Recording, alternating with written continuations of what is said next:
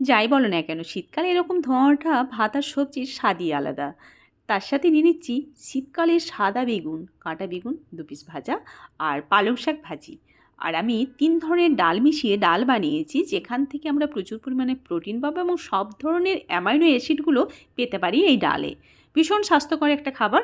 আর নিয়ে নিচ্ছি রুই মাছের কারি, বিনস, গাজর, আলু আর বেশি পরিমাণে টমেটো আর সর্ষে বাটা দিয়ে রান্নাটা করেছি বেশ ঘন ঘন করে।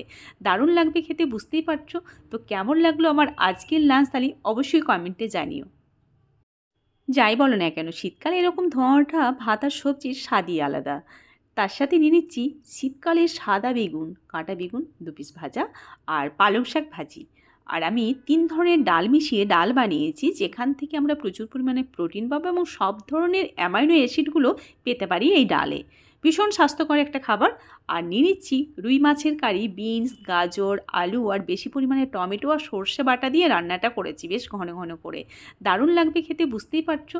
তো কেমন লাগলো আমার আজকের লাঞ্চ থালি অবশ্যই কমেন্টে জানিও।